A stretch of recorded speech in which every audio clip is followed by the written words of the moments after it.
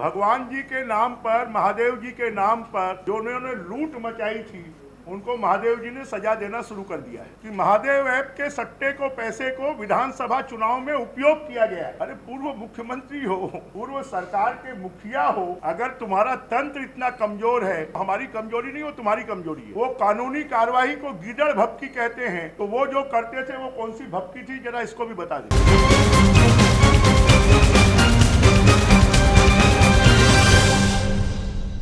छत्तीसगढ़ के पूर्व मुख्यमंत्री भूपेश बघेल पर एफआईआर दर्ज होने के बाद सियासी गलियारों में घमासान मचा हुआ है। वहीं इस मामले को लेकर दिग्गज नेताओं की लगातार प्रतिक्रिया सामने आ रही है। इसी कड़ी में कैबिनेट मंत्री बृजमोहन अग्रवाल का आज प्रेस कॉन्फ्रेंस में बड़ा बयान सामने आया है। उन्होंने कांग्रेस पर तंज कसते हुए सवाल किया है और पूछा है, क्या इनको न्यायपालिका पर विश्वास नहीं है? क्या इनको ईओडब्ल्यू की जाँच पर विश्वास नहीं है? बृजमोहन अग्रवाल ने आगे कहा कि राजनीतिक लोगों पर अपराध दर्ज करने का इतिहास हमारा नहीं, उनका है। भाजपा को इस तरह के कामों के लिए फुर्सत नहीं है। हम तो मोदी जी की गारंटी पूरा करने में लगे हुए हैं। भूपेश बघेल को जांच एजेंसी का सहयोग करना चाहिए, न कि उनको धमकी देना चाहिए। वहीं आगे बृजमोहन अग्रवाल ने क्या कुछ कहा, आइए आपको दिखाते हैं। प्रकोप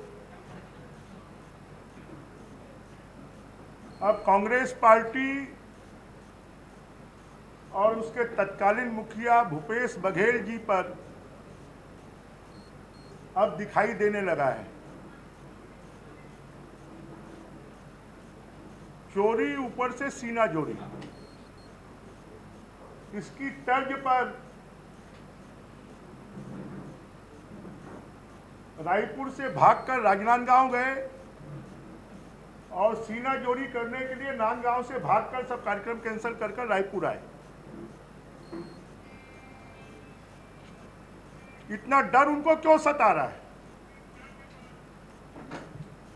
महादेव ऐप सट्टे के मामले में तो पहला एफआईआर उन्होंने ही किया था और वो एफआईआर भी जब आंध्रा और तेलंगाना ने इस केस को ईडी को सौंप दिया तो उसके बाद कि ईडी इसमें हाथ नहीं डाले, इसलिए उन्होंने यहाँ पर केस दर्ज किया। अब अपने ही बुने हुए जाल में जब खुद फंस गए हैं तो आज यहाँ पर बड़ी बड़ी बातें कर रहे हैं। जरा उनको बताना चाहिए कि महादेव ऐप से जुड़े हुए लोग जितने गिरफ्तार हुए हैं, जितने अधिकारियों का नाम उसमें शामिल हुआ है, उनसे भूपेश बघेल जी के क्या संबंध हैं, ये उनको सार्वजनिक करना चाहिए, बताना चाहिए।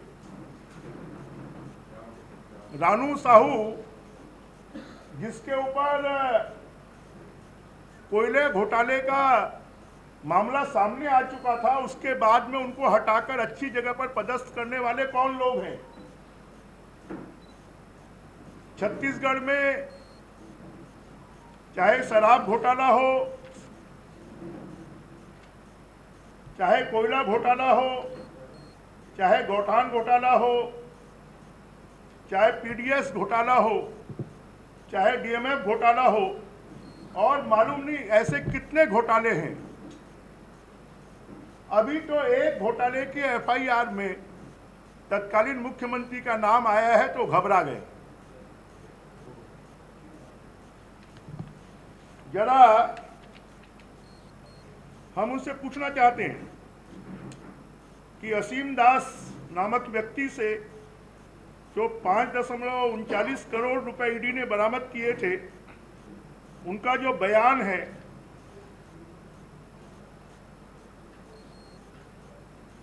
उसको क्या वो सही मानते हैं कि नहीं मानते?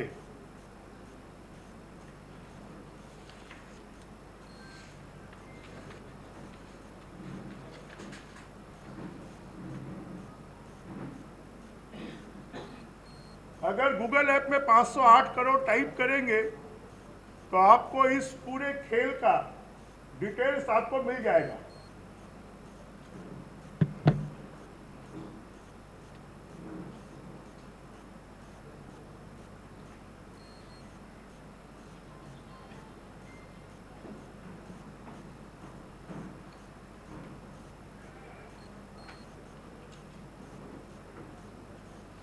जो शुभम सोनी का वीडियो आया था उसके बारे में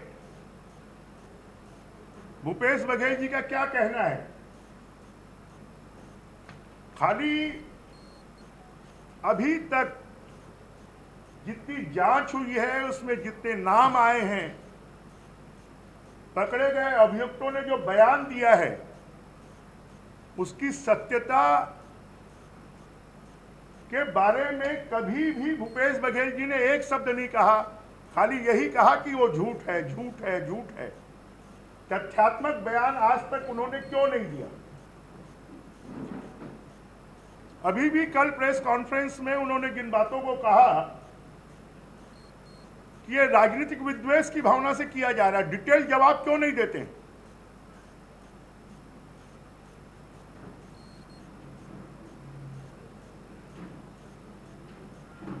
छत्तीसगढ़ के 10 लाख युवाओं को महादेव ऐप सट्टे में उलझाकर उनके पैसे को खाने के अगर कोई दोषी है तो कांग्रेस पार्टी और भूपेश बघेल है।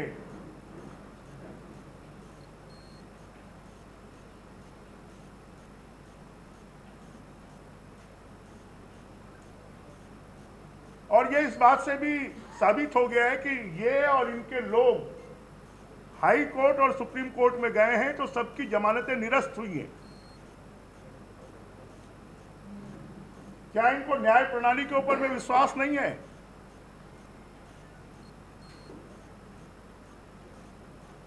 क्या इनको ईडी की जांच पर, ईओडब्ल्यू की जांच पर, पुलिस की जांच पर विश्वास नहीं है?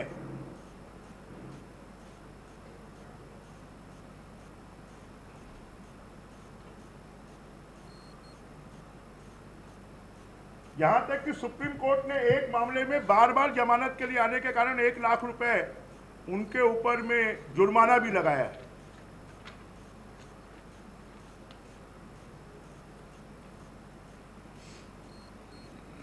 और राजनीतिक मुकदमे दर्ज करने का तो इतिहास हमारा नहीं है, ये भूपेश बघेल जी और उनकी सरकार का है। उनके जमाने में फर्जी मुकदमों की तो बरसात हो रही थी। कितने मामलों में उन्होंने एसआईटी गठन की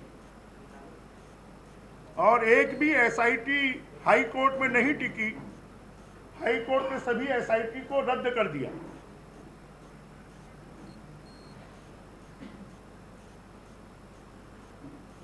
और हाई कोर्ट ने उनके जमाने में कहा कि जितने भी मुकदमे दर्ज किए गए वो राजनीतिक द्वेषवश किए गए। और भारतीय जनता पार्टी को और भारतीय जनता पार्टी की सरकार को इस प्रकार के कामों के लिए फुर्सत नहीं है। हम तो मोदी जी की गारंटी पूरा करने में लगे हुए हैं। हम किसानों के खाते में 1 एकड़ के पीछे 20-20 हजार रुपए दे रहे हैं, जो देश के इतिहास में, छत्तीसगढ़ के इतिहास में पहली बार हो रहा है। हम मातृवंदन योजना के तहत माता बहनों के खाते में साल में 20,000 रुपए डाल रहे हैं, जिसको हमने पूरा करके दिखाया है। हमने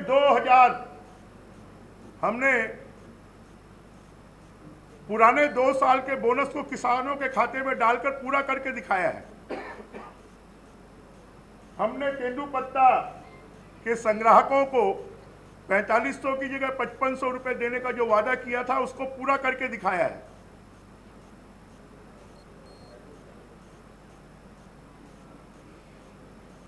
जांच एजेंसी अपना काम कर रही है।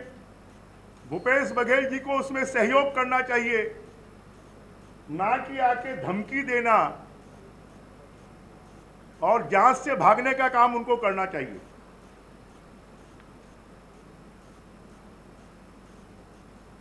अब भूपेश बघेल जी के कुशासन को जनता ने नकार दिया, अब सुशासन आ गया है। और सुशासन में जिन लोगों ने भी जनता के पैसे को खाया है, गरीब मजदूरों के पैसे को खाया है, नौजवानों की भर्ती में भ्रष्टाचार किया है,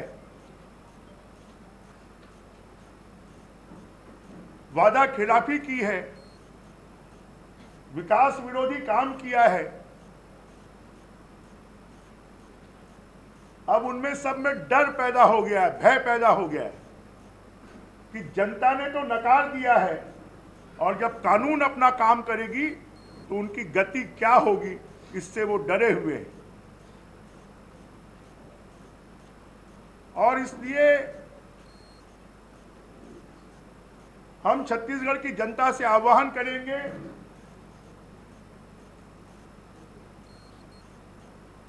कि महादेव ऐप घोटाले के आरोपियों को, शराब घोटाले के आरोपियों को, गौठान घोटाले के आरोपियों को, धान घोटाले के आरोपियों को, डीएमएफ घोटाले के आरोपियों को जनता नकारे और मोदी जी की गारंटी पूरे करने वाले लोगों को फिर से छत्तीसगढ़ में 11 की 11 सीटों पर जिताए और ऐसे भयभीत और भ्रष्टाचारियों को उनके ठिकाने लगाए। ये हम जनता से आह्वान करते हैं।